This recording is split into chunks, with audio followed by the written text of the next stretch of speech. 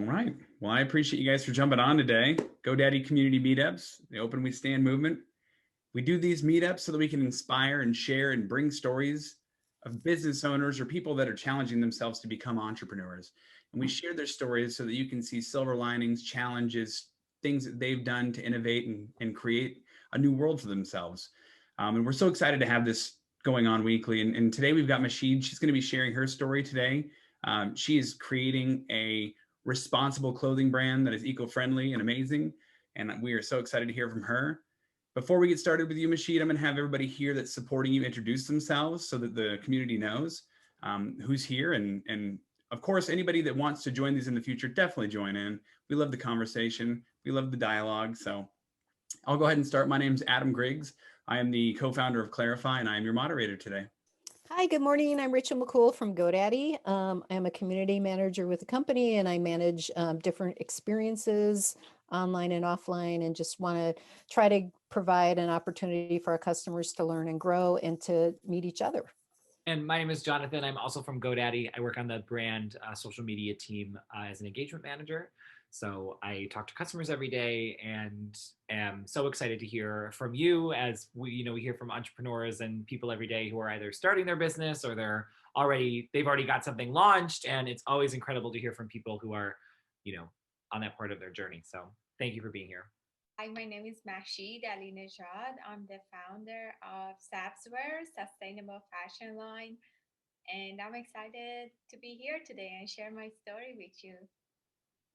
Awesome. We are so excited to have you, Mahshid. It's exciting to know that somebody is starting a business, especially right now, because so many of us are rediscovering or launching a new direction in our lives or a new innovation in business, and creativity is inspiring, right? When we see people that are making decisions to challenge.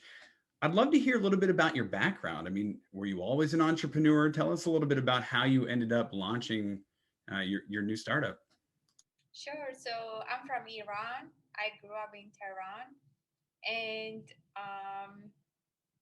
I was always into meditation and camping in nature, and there were a lot of things that inspired me to do this.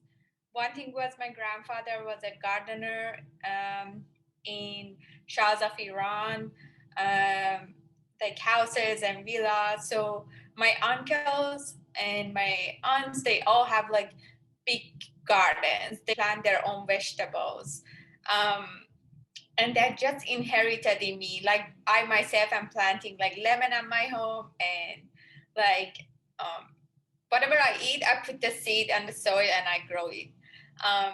My mom is the same. So those things like added up together, and I started to get more curious about climate change and see like what can I do to contribute to. And I was also into fashion too, and then that's where Sabzwear started. A lot of things, like I was visiting Tehran and my whole family lived there, and Tehran's environment is really polluted. When you look at the sky is gray, it's not blue. And that was so sad for me. Like I live in United States alone. I don't have any family here, so I go visit twice a year. And whenever I go there, I have all my family around me. We're just like hanging out, sitting in the yard, having dinner. But the sky is gray. That's like always there. You can't ignore it. And then I just wanted to do something like to help with it. I know like right now I cannot do anything about that, but it inspired me. And then another thing was I started to do meditation 2 years ago, and after I started to do meditation, I started to feel how much odor matters for our life. And then I started to appreciate more to be in nature next to trees and like smell the fresh air. And that also like was another inspiration for Sabzwear. And then where like the clique started was when my niece just moved from Iran to UK, and I'm helping her with her homeworks because her English is not there yet. And then I was teaching her about biology, and we were studying about climate change, like all these CO2s and how much it's hurting the ozone layers. And I I was like, I started to do more research about it, and then I got more curious. I was like, this is really gonna affect the future generation. There's no like how much are you willing to pay to protect my niece, like the future generation, my grandchildren, or like anybody? It's like our future generation. There's no like there's no price at it. It's priceless. So um, I went and I studied, and I also worked 7, 8 years in a fashion industry for big brands like Ralph Lauren, Victoria's Secret, J. Crew, and I always wanted to have my own um, fashion line, like anything. Like I wanted to uh, like have my own clothing line. And then I went to New York Business School. I studied international business marketing. At the same time, I was working with these big brands, and with the goal of one day starting my own business. And then the combination of these two created Sabzwear, my care for nature and my passion for fashion. I love that passion for fashion. Yeah. That's a good point to talk about your passion, because a lot of times when people get into business, it kind of falls into what they're already doing, or the experience that has built them up to where they're at. And I mean, that's so true with your story, right? You've got your inspiration from your family on being close to nature and growing and respecting what you have. And I've got a hobby farm, so I know that it takes a lot of effort to continue to grow things and purposely utilize what you're growing instead of going to the store and just, completing the cycle of buying things that are packaged and providing more waste, to the environment. So it's awesome that you grew with that as an impact and development in your background. And then you had your background in fashion and logistics, and you used both of those as inspiration to give you the courage to make a decision to launch Sabzwear, which is awesome. Um, when you're talking about eco-friendly and recycled clothing, are you sourcing those from the US? Are you bringing them from local artists? Tell us a little bit about that. Sure. So I right now started to like um, work with website like Printify and Printful because I'm just starting. I started since December, and I only do eco-friendly with them. It's a bit more pricey, but I don't want to be um, immoral, or I don't want to lie in my business. So even though if it's expensive, even though I make profit like $2 on a product, I don't care. I just am building this brand.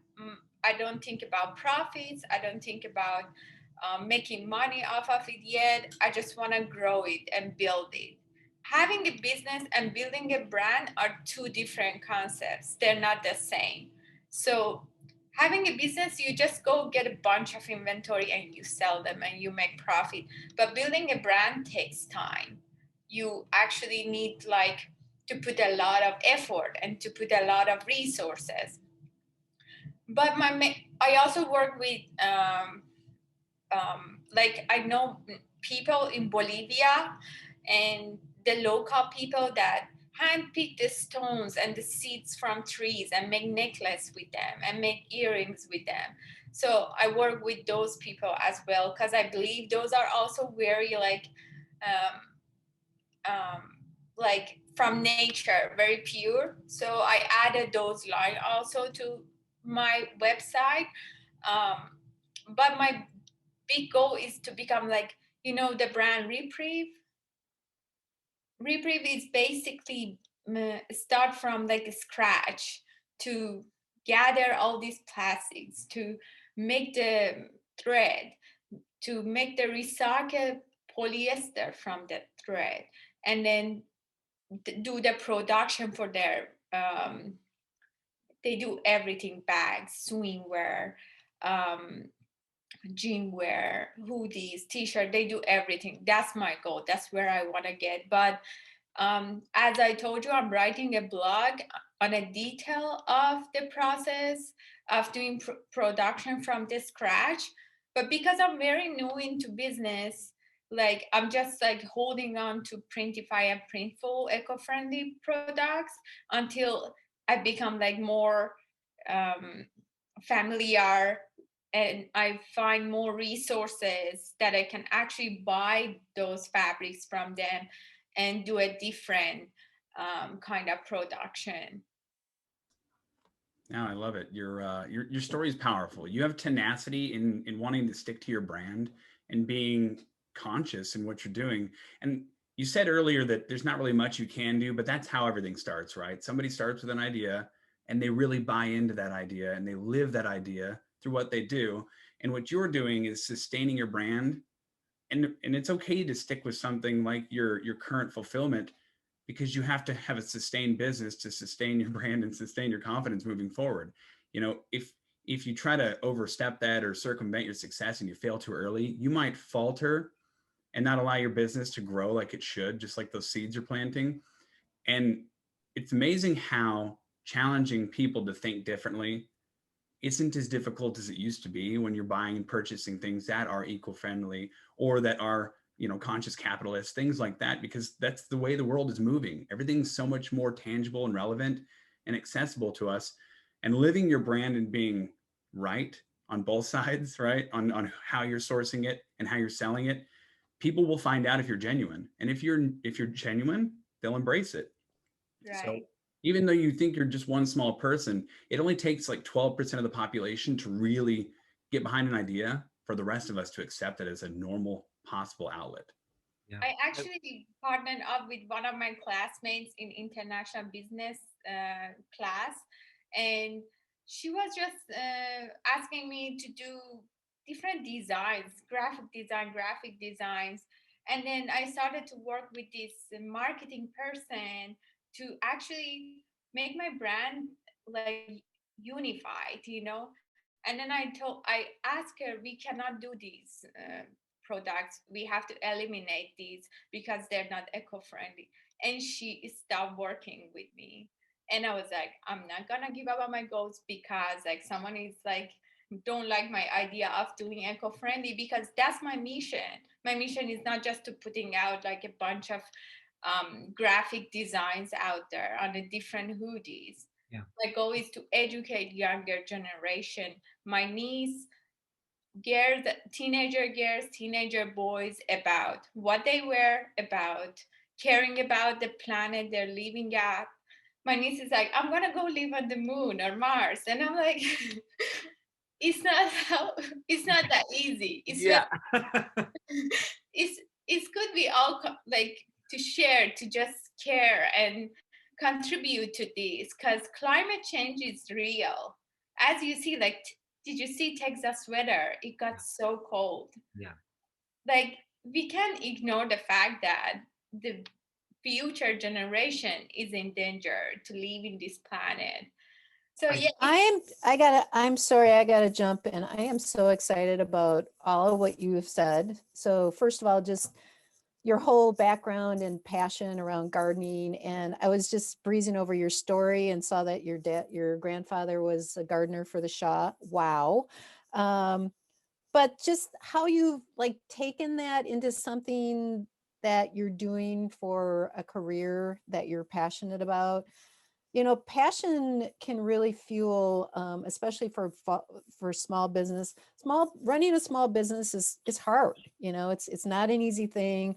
It's makes you go into things that maybe you're not that good at. But having that passion behind what you do is so important, and it just really helps to drive all of those other things that can be really challenging. And I think from a a planet perspective, and you understanding kind of where we're at and what you can do to help is so powerful. And I loved what you just said about your niece, like living on the moon. Who knows? Maybe they will be, in 50 years from now or something like that. I mean, it's a possibility.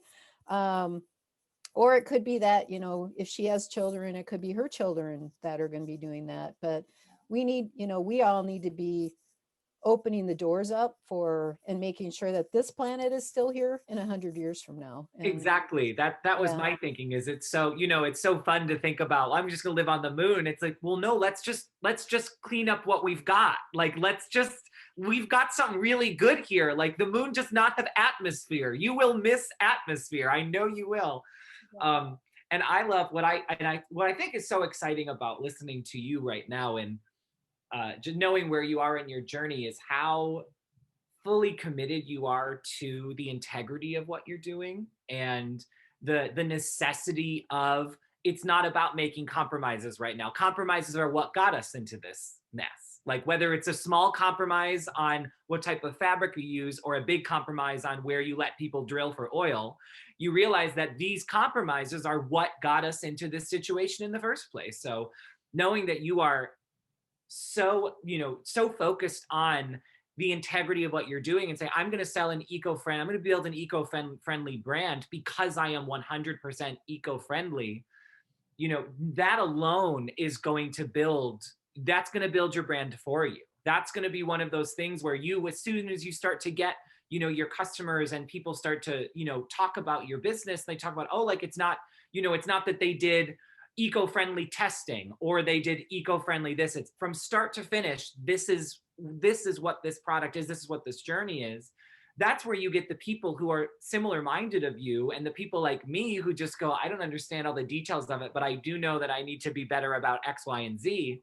And they're going to wear, every time they wear one of these, is they're going to realize that they did something to help, right? They did something to help. They did something to contribute. And that is, it supersedes a garment, right? It supersedes, it's what clothing is, it's like a badge. It's wearing like a badge of honor with this kind of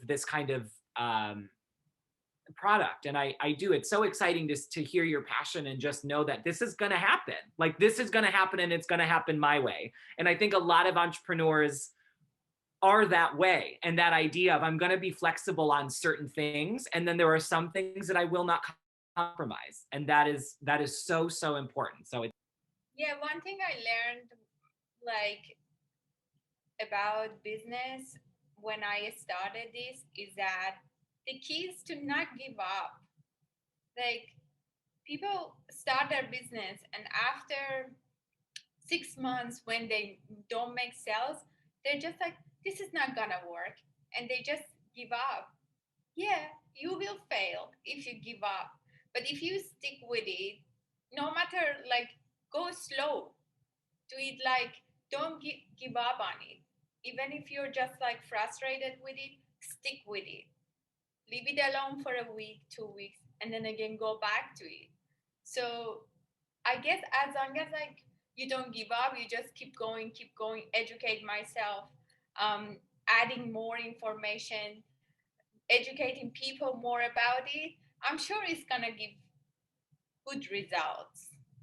absolutely. And then the last thing I'll say, because this is another thing I thought of, is when you were talking about building your business and how it's, right now it's not about making a profit off of it. It's about getting the product made and getting it sold and getting interest around it. And obviously, when someone launches a business, you want to be able to sustain yourself and the business off of it. But coming at it from this way of, I'm not going to pressure this thing to produce results right now. I'm going to let this thing grow. And it always goes back to this seed analogy that you talked about earlier. It really is. It's like, you can't force this thing to grow before it's ready.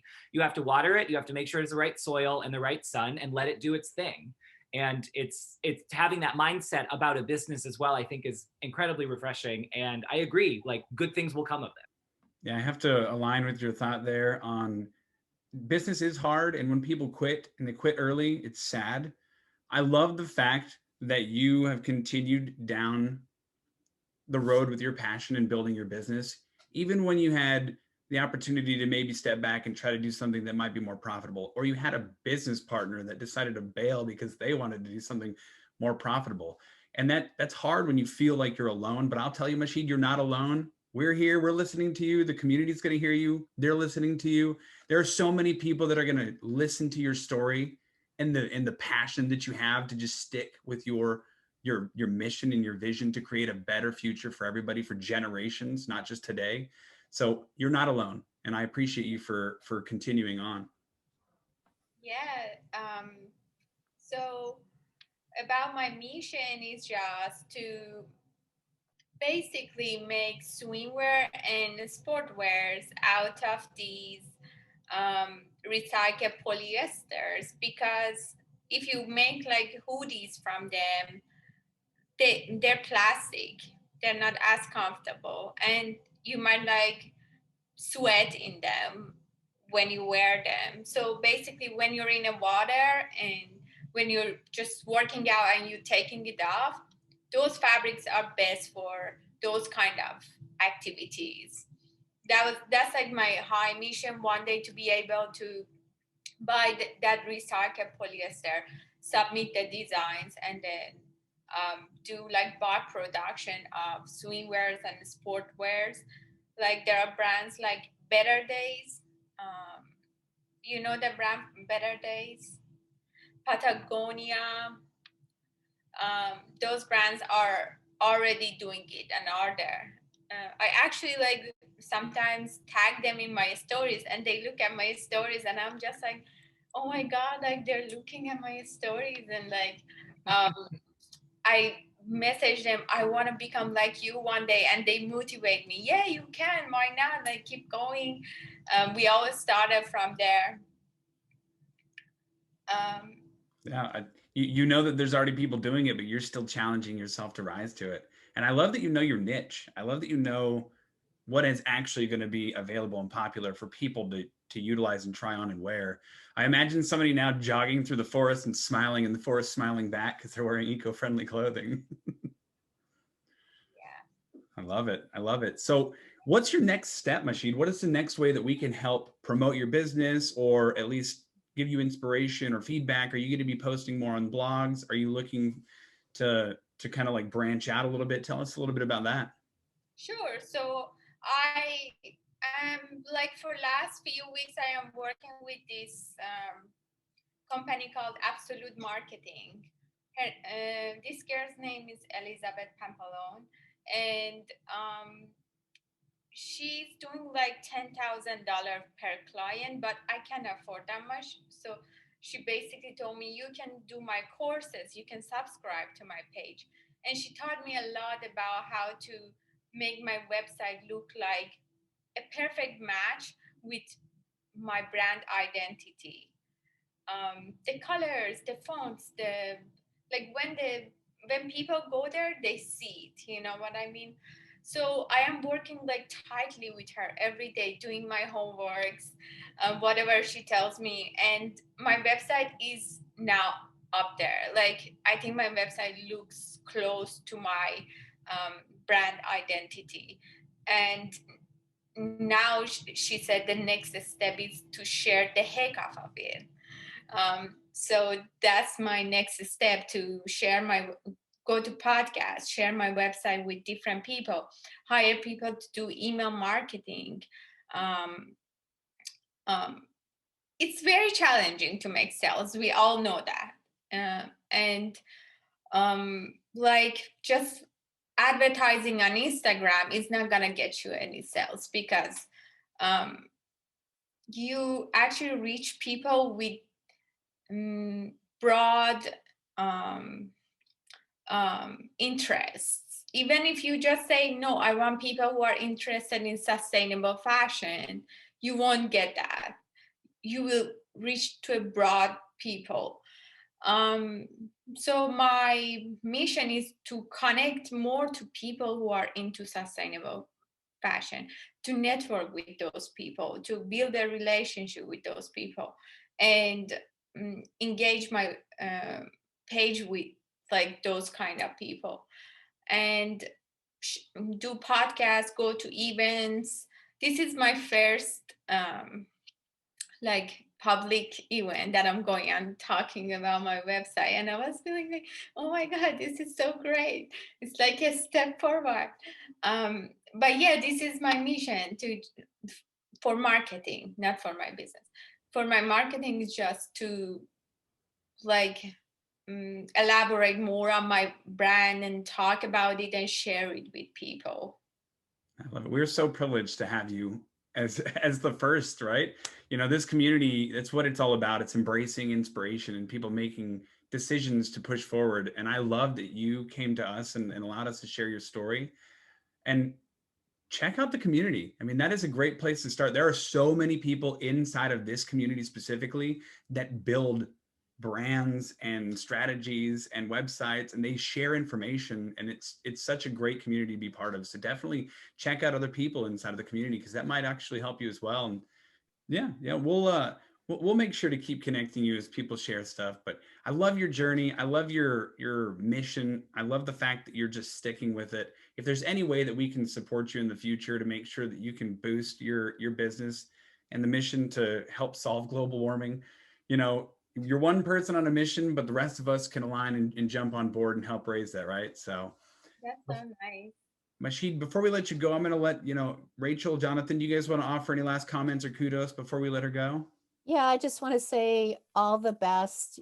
So much power to you, and keep doing what you're doing. And like Adam said, there's a lot of benefit to reaching out to other people who are either in a similar place as you, or maybe have a lot more experience, and just getting to know and build your community, because that will give you a lot more strength as on your journey.